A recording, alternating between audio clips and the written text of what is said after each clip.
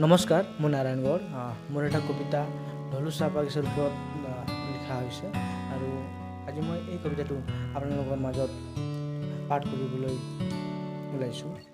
কবিতাটোৰ শিৰোনামা হৈছে ঢলো চাহ বাগিচা।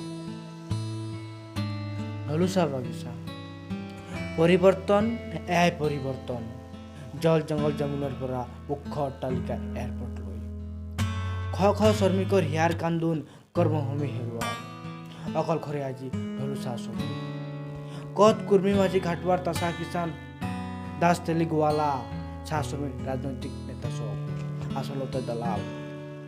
ক'ৰবাতে হেৰাল আচাৰ চাৱা ACMS আলনাকে ধৰি আনপালৈ। সকলোৱে আজি নিচুপ, নাজানো কাৰণ। কাকুতি মিনতি ভৰি চুই আপত্তি, প্ৰতিবাদী জনতাক দমন প্ৰশাসনৰ। 144 ধাৰা লাগু, দুৰ্ভাগ্য জনতা। জনতাৰ চৰকাৰ, জনতাৰ প্ৰতিবাদ, নাইচোন কাম, আছে মাথো হাহাকাৰ, ধিক্কাৰী চৰকাৰ।